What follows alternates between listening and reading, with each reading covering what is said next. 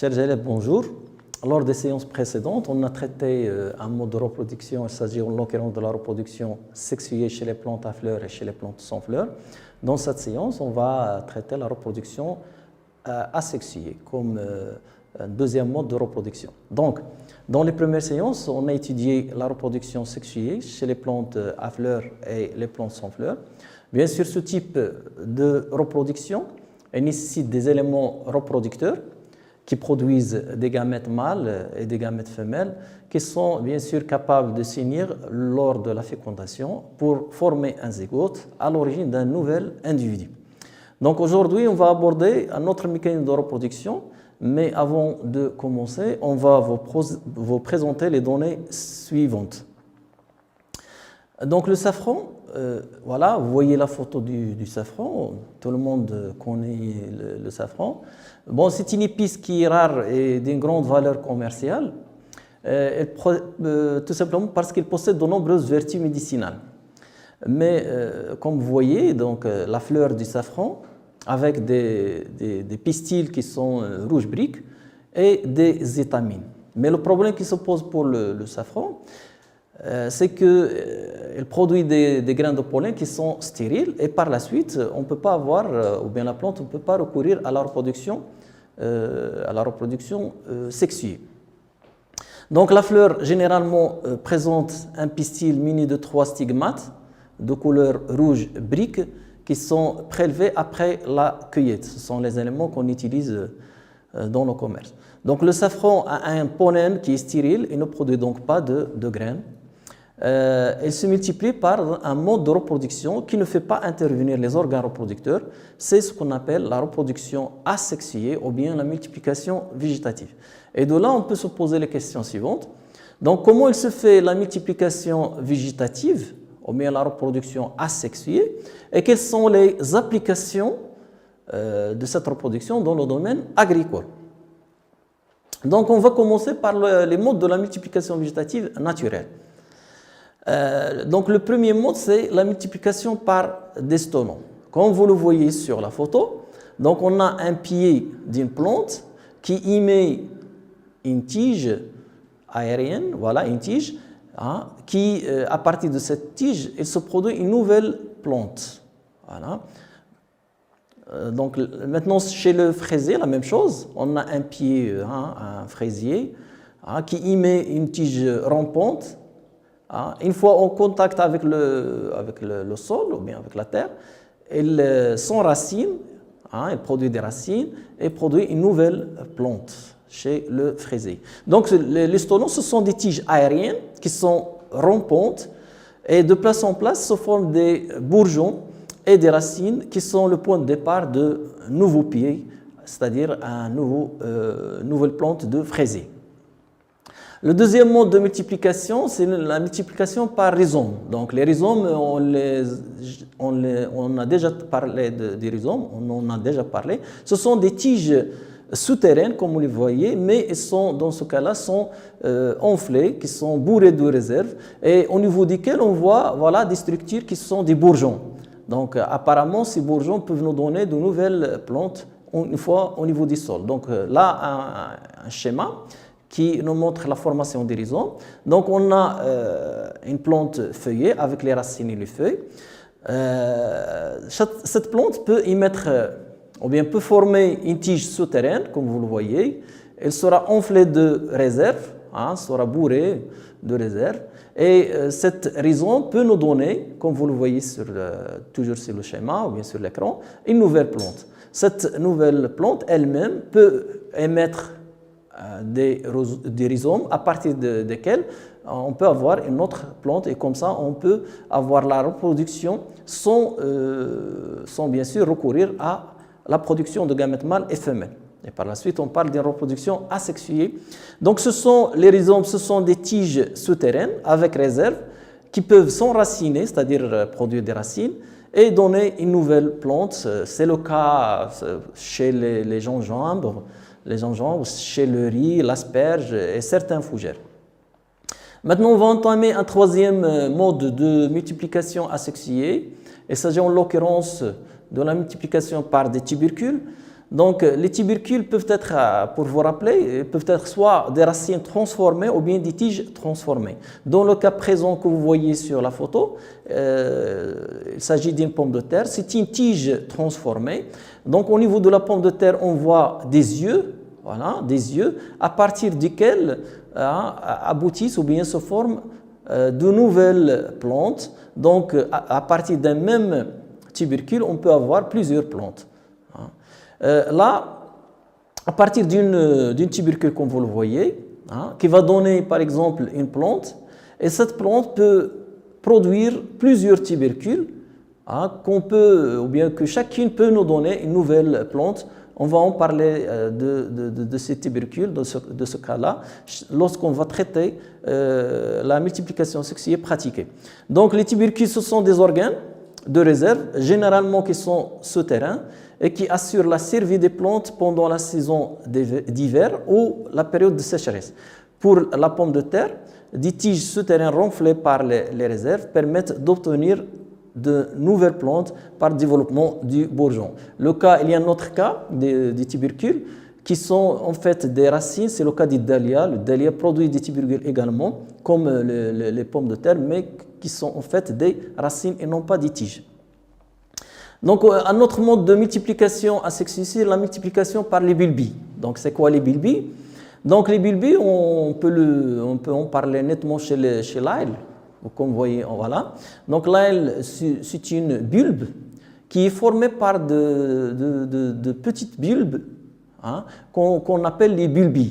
Donc, elles sont attachées à la base par une tige, voilà, une tige qui est aplatie.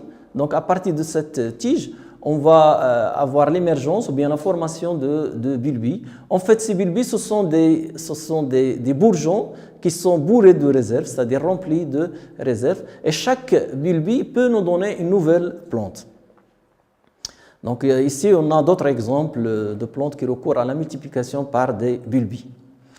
Donc je dirais que les bulbes, ce sont des bulbes secondaires, c'est-à-dire qui se forment à partir du bulbe principal et qui se forment sur le côté du bulbe, qui bien sûr sont capables de s'en détacher, c'est-à-dire de se détacher de la plante mère, puis de s'enraciner pour se développer en une nouvelle plante, l'exemple de l'ail, l'oignon et le safran qu'on a vu lors de l'introduction.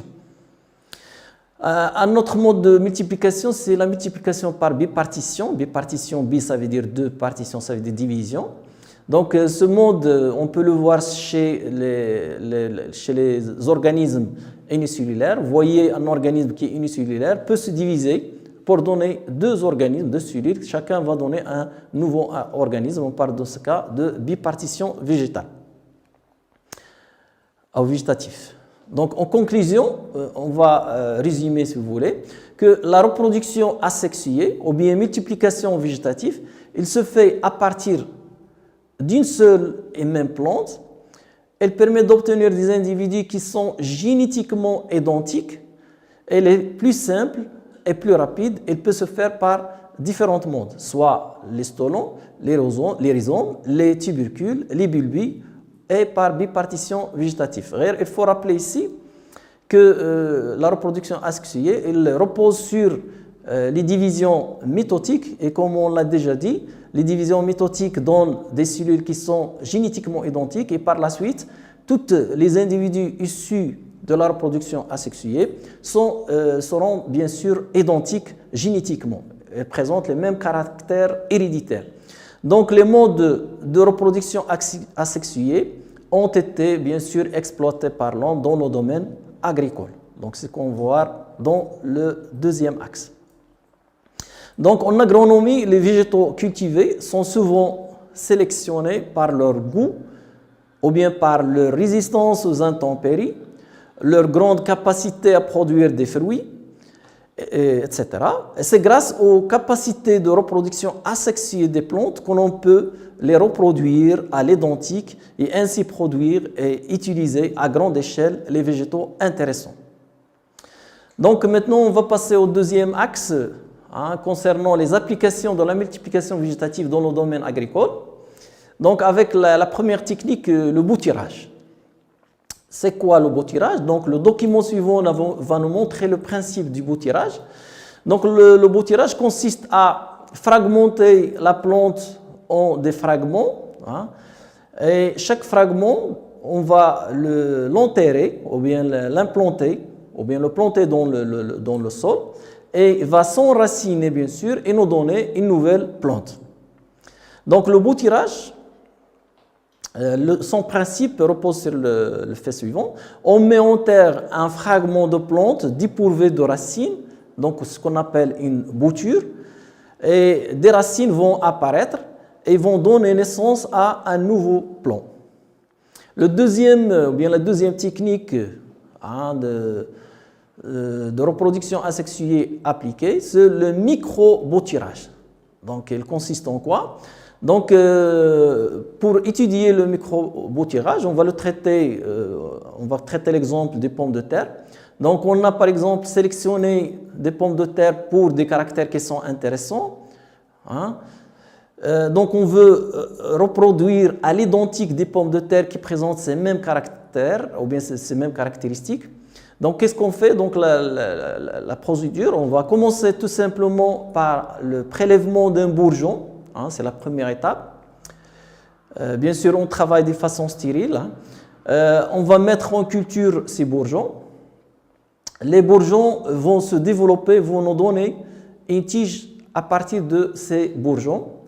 Après, qu'est-ce qu'on va faire? On va procéder à la segmentation de la tige pour avoir plusieurs boutures. Voilà. Donc, chaque bouture, on va la mettre en culture dans des tubes à essai. Voilà. Donc, et comme ça, on a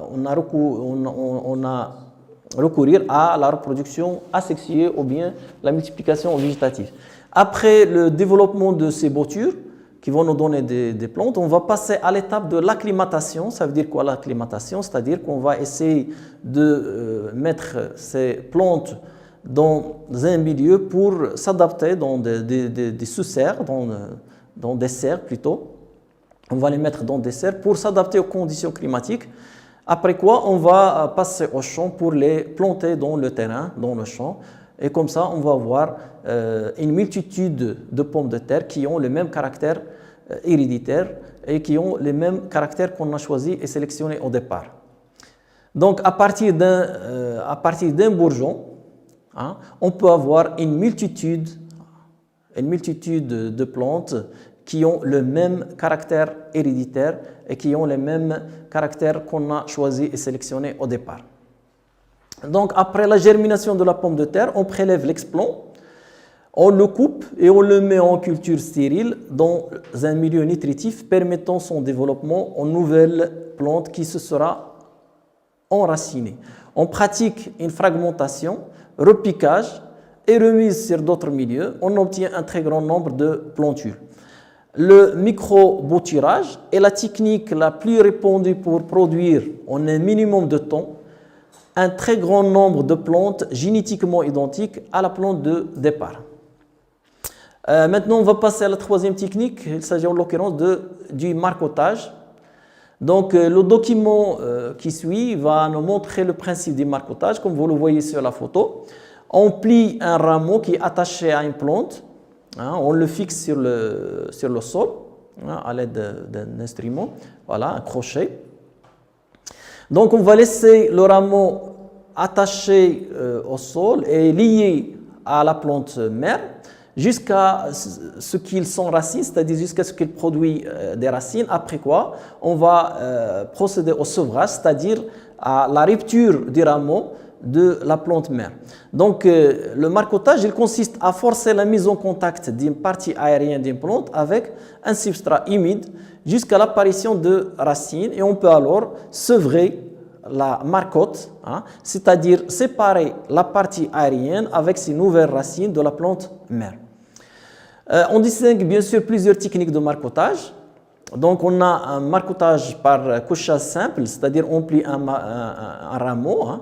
Donc, le marcottage par couchage simple consiste à incliner une branche vers le sol et à enterrer une partie en vue de son enracinement. Voilà. Un deuxième type de marcottage, le marcottage en serpenteau, hein, ça vient de serpent. Donc ce marcottage, son principe c'est le même que celui du couchage simple, mais dans ce cas les rameaux sont plus longs, voilà, et sont plus souples, ils sont courbés plusieurs fois. Ils demandent évidemment à être maintenus à chaque contact avec le sol. Donc le but c'est d'avoir plusieurs plantes à partir d'un seul et même rameau. Un autre type de marcotage, c'est le marcotage en CP, comme vous le voyez. On le pratique pour les branches ou bien pour les qui sont un peu rigides. Donc, il est aussi appelé marcotage par butage et se pratique sur les plantes rigides qu'on ne peut pas plier jusqu'au sol et sur les plantes émettant facilement des rejets. Donc, à partir d'un même pied, on peut avoir à la fois plusieurs plantes. Hein, et comme ça, on va aboutir à la multiplication asexuée. Donc, un dernier type qu'on va traiter, c'est le marcotage aérien. Donc également, il est pratiqué dans le cas des branches qui sont rigides. Donc lorsque la plante a multiplié, elle est trop rigide pour être pliée, on n'y met pas facilement de rejet. Le marcotage aérien est la meilleure alternative. Cette technique, elle est surtout employée pour multiplier des plantes d'intérieur. Maintenant, on va passer à un quatrième type de multiplication pratiquée, asexuée pratiquée. Il s'agit en l'occurrence du greffage. Donc la photo va nous montrer le principe du greffage. Donc comme vous le voyez, on a un greffon, hein, qu'on a sélectionné à partir d'une plante et un porte-greffe. Voilà, un porte-greffe. Donc qu'est-ce qu'on fait? Donc c'est en quelque sorte le greffage, c'est l'équivalent du bouturage. Donc le greffon, ça représente la bouture, mais avec la différence, c'est que le greffon, elle est implanté sur une autre plante. Par contre, dans le bouturage, la bouture, elle est implantée dans le sol. Donc elle consiste à implanter un bourgeon ou un rameau d'une espèce nommée greffon sur le tronc d'une autre espèce ou sur la partie inférieure d'une tige enracinée appelée porte-greffon. Elle permet de produire en masse et rapidement des plantes de qualité, fruitiers, vignes, etc., etc. Donc, quel type de greffon? Donc, on a un greffon par approche. On fait fusionner ou bien lier deux plantes, hein, pour bien sûr, ou bien deux rameaux, voilà, qui appartiennent à deux plantes différentes. Ou bien la greffe en fonte. Voilà, on réalise une fonte et on introduit le greffon sur le porte-greffe. Voilà. Et enfin, c'est pas enfin, mais on a la greffe en équisson. Voilà, on pratique une entaille en T et dans laquelle on fonce, si vous voulez, ou bien on insère le greffon sur le porte-greffon. Et enfin, on a la greffe en courant, c'est-à-dire qu'on essaie d'implanter plusieurs greffons sur le même porte-greffe. Et dans ce cas, on peut utiliser des greffons de variétés différentes. Donc, les avantages du greffage. Donc, la première des choses, c'est l'adaptation à différents sols, calcaires secs, c'est-à-dire des sols qui sont secs, l'installation de pollinisateurs, la transformation des plantes dioïques en monoïques et création de pieds à plusieurs variétés. Et avec ceci, je vous dis au revoir à la prochaine séance, Inch'Allah.